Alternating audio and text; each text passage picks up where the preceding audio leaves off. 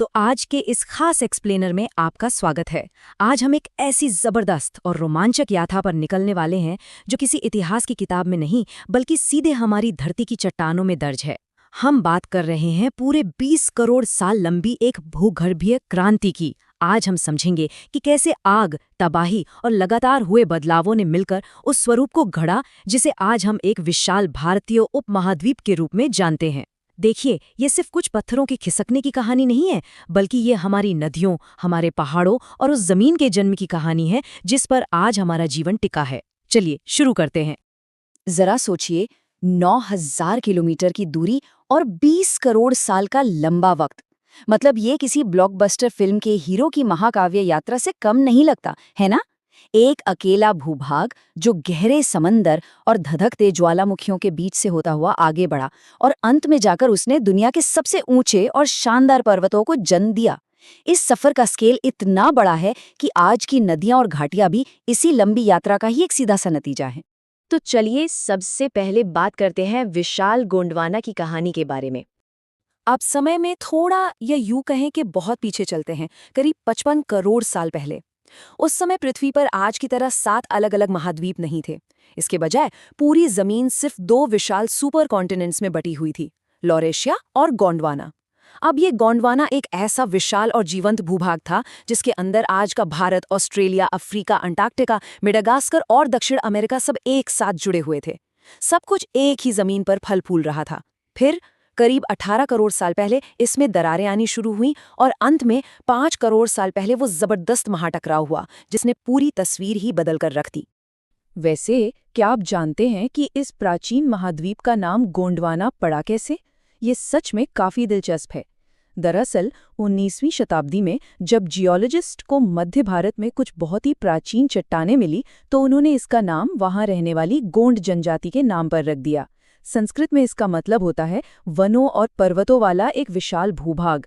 ये कितनी कमाल की बात है ना कि करोड़ों साल पुराने हमारे इस भूगर्भीय अतीत का नाम आज भी सीधे तौर पर हमारी आधुनिक संस्कृति और जनजातीय पहचान से जुड़ा हुआ है। आगे बढ़ते हैं और समझते हैं महाद्वीपों के टूटने और उनके आगे के सफर को। तो अब सवाल ये उठता है कि 18 करोड़ साल पहले आखिर ऐसा क्या हुआ जिसने इतने बड़े सुपर कॉन्टिनेंट को तोड़ दिया। दरअसल धरती की सतह के काफी नीचे गर्म और पिघली हुई चट्टानों का एक पूरा महासागर उबल रहा था जिसे हम मैग्मा कहते हैं। अब क्योंकि इसका घनत्व कम था तो इस मैग्मा ने सतह की तरफ ऊपर उठना शुरू कर दिया। इसके भयंकर दबाव की वजह से गोंडवाना की जमीन में बड़ी बड़ी दरारें पड़ने लगी और सच मानिए ये दबाव इतना ज्यादा था कि इसने देखते देखते एक पूरे के पूरे महाद्वीप को चीर कर रख दिया। इस भारी टूट-फूट के बाद गोंडवाना मुख्य रूप से 3 विशाल टुकड़ों में बट गया।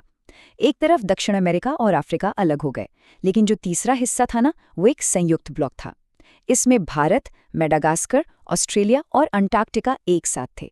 अब सबसे अहम बात यहाँ ये है कि जैसे जैसे ये बड़े हिस्से अलग हुए, उनके बीच नए समंदर बनने लगे और यहीं से भारत वाले संयुक्त ब्लॉक ने उत्तर दिशा की तरफ अपनी वो ऐतिहासिक यात्रा शुरू कर दी। अब आते हैं एक बहुत ही रोचक हिस्से पर, पश्चिमी घाट और हमारे मानसून का कनेक्शन। तो जब भारत का ये भूभाग उत्तर की तरफ बढ़ रहा था तब मैस्करीन पठार के पास एक बहुत बड़ा ज्वालामुखी विस्फोट हुआ। इस भयानक विस्फोट ने भारत और मेडागास्कर को हमेशा हमेशा के लिए एक दूसरे से अलग कर दिया। लेकिन पता है, इस अलगाव ने भारत को एक बहुत ही अनमोल तोहफा दिया। जो मैग्मा सतह पर आया था वो ठंडा होकर परत दर परत जमता गया और इसी से एक विशाल पर्वत श्रृंखला का निर्माण हुआ। जी हाँ, जिसे आज हम बेहद खूबसूरत और हरे भरे पश्चिमी घाट के रूप में जानते हैं। ये इस बात का बेहतरीन उदाहरण है कि कैसे भूगोल हमारे रोजमर्रा के जीवन को चलाता है। देखिए, ये पश्चिमी घाट सिर्फ कुछ पहाड़ नहीं है, ये अरब सागर से आने वाली नमी भरी हवाओं के सामने एक विशाल दीवार बनकर खड़े हो जाते हैं, जिसकी वजह से हवाएं ऊपर उठती हैं और केरल, कर्नाटक और गोवा जैसे इलाकों में जबरदस्त मानसूनी बारिश होती है। इसके अलावा एक और बड़ी चीज हुई, इन पहाड़ों के बनते समय भारतीय प्लेट का पश्चिमी हिस्सा थोड़ा सा ऊपर उठ गया। नतीजा, आज दक्षिण भारत की लगभग सभी प्रमुख नदियां पश्चिम से निकलकर पूर्व की ओर बहती हैं और सीधा बंगाल की खाड़ी में जाकर मिलती हैं। अब मैं आपको एक बेहद चौंकाने वाला फैक्ट बताती हूँ।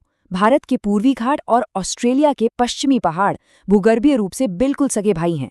जी हाँ, इनकी चट्टानों की उम्र, उनकी बनावट और यहाँ तक कि उनके चुंबकीय गुण बिल्कुल एक जैसे हैं। और ऐसा इसलिए है क्योंकि जब भारत और ऑस्ट्रेलिया एक ही इंडो ऑस्ट्रेलियन प्लेट पर एक साथ सफर कर रहे थे, तब इन दोनों पहाड़ों का निर्माण बिल्कुल एक साथ हुआ था। मतलब आज वे एक दूसरे से हजारों किलोमीटर दूर जरूर हैं, लेकिन उनका जन्म एक ही जगह पर हुआ था। है ना कमाल की बात? चलिए, अब कहानी के थोड़े डरावने हिस्से की तरफ चलते हैं, ज्वालामुखी और डायनासोरों का अंत। आज मध्य और पश्चिमी भारत में करोड़ों लोग जिस जमीन पर अपने घर बनाकर रहते हैं, वो जमीन दरअसल ज्वालामुखी चट्टानों का एक बहुत ही विशाल पठार है, जिसे डेक्कन ट्रैप्स कहते हैं। हुआ यूं था कि जब भारतीय प्लेट एक अंडरग्राउंड हॉटस्पॉट के ऊपर से गुजरी, तो धरती के अंदर से एकदम भीषण लावा फूट पड़ा। इस लावे ने महाराष्ट्र, मध्य प्रदेश, गुजरात और आसपास के कई राज्यों के एक बहुत बड़े हिस्से को पूरी तरह से ढक लिया। आपको बता दूं, ये पृथ्वी के पूरे इतिहास की सबसे बड़ी ज्वालामुखी घटनाओं में से एक थी। लेकिन जरा रुकिए, इस ज्वालामुखी प्रलय के आने से ठीक पहले इस जमीन पर आखिर राज किसका था? यहाँ बड़े बड़े डायनासोर घुमा करते थे, जैसे कि लंबी गर्दन वाले टाइटेनोसॉरस और नर्मदा घाटी का सबसे खूंखार शिकारी जिसे राजासोरस कहा जाता था। ये इमेजिन करना भी अपने आप में कितना अद्भुत लगता है ना, कि आज की इन सख्त ज्वालामुखी चट्टानों के ठीक नीचे एक पूरी की पूरी प्रागैतिहासिक दुनिया दबी हुई है। तो अब सवाल आता है कि इन ताकतवर डायनासोरों का अंत आखिर हुआ कैसे? लगभग 6 करोड़ 60 लाख साल पहले हमारी पृथ्वी को एक साथ दोहरे खतरे का सामना करना पड़ा। एक तरफ जहां आज का मेक्सिको है, वहां अंतरिक्ष से एक बहुत विशाल एस्ट्रॉइड यानी क्षुद्र ग्रह आकर टकराया, और ठीक उसी वक्त भारत में डेक्कन ट्रैप्स के ज्वालामुखी भी अपनी पूरी ताकत से फट पड़े। ऊपर अंतरिक्ष से बरसती आग और नीचे धरती के भीतर से उबलता लावा, इन दोनों ने मिलकर पूरी दुनिया से डायनासोरों का नामो निशान हमेशा के लिए मिटा दिया। और अब आता है हमारी कहानी का क्लाइमैक्स, एशिया के साथ वो महान टकराव। 15 से 25 सेंटीमीटर हर साल। अब आप सोचेंगे कि ये तो बहुत कम है, लेकिन जियोलॉजी यानी भूविज्ञान की दुनिया में अगर बात करें ना, तो ये रफ्तार किसी बुलेट ट्रेन की स्पीड से कम नहीं है। इतनी विशाल टेक्टोनिक प्लेट का इतनी तेजी से खिसकना प्रकृति का एक बहुत बड़ा अजूबा था।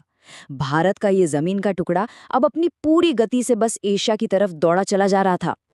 और इसके बाद जन्म होता है हिमालय और हमारी महान नदियों का। करीब 5 करोड़ साल पहले जब ये भारतीय प्लेट एशियन प्लेट से टकराई, तो यकीन मानिए ये कोई आम टक्कर नहीं थी। इस महाटकराव का बल इतना अविश्वसनीय था कि उसने धरती की सतह को बहुत ही हिंसक तरीके से ऊपर की ओर धकेल दिया। इस जबरदस्त फोर्स की वजह से धरती मानो सिकुड़ सी गई और मुड़कर उसने दुनिया की सबसे ऊंची और 2400 किलोमीटर लंबी पर्वत श्रृंखला यानी हिमालय को जन्म दिया। ये विशाल पर्वतों की दीवार आज कई देशों की सीमाओं में फैली है और हमारी पूरी भौगोलिक पहचान का सबसे अहम हिस्सा है। और देखिए, हिमालय सिर्फ पत्थर और बर्फ के पहाड़ भर नहीं है। इन नई बनी गगनचुंबी चोटियों पर जब बर्फ गिरने लगी, तो वहां विशाल ग्लेशियर बनने लगे, और जब ये ग्लेशियर पिघलते हैं ना, तो वो उन पवित्र और जीवन देने वाली नदियों को जन्म देते हैं जिन्होंने हमारी पूरी मानव सभ्यता को सींचा है। गंगोत्री से निकलने वाली गंगा, यमुनोत्री से यमुना और तिब्बत के पठारों से आने वाली ब्रह्मपुत्रा और सिंधु नदियां, ये सब इसी भूगर्भीय टकराव का ही सीधा नतीजा है। सच कहूं तो इन नदियों के बिना जीवन की कल्पना करना भी नामुमकिन है। तो दोस्तों, अग्नि, विनाश और पुनर्जन्म की इस पूरी 20 करोड़ साल लंबी महाकाव्य यात्रा को करीब से समझने के बाद मेरे मन में बस एक ही सवाल आता है। अगली बार जब हम किसी पहाड़ की ऊंची चोटी को देखेंगे या किसी नदी की बहती धारा को महसूस करेंगे, तो क्या हमारा नजरिया पहले जैसा रह पाएगा?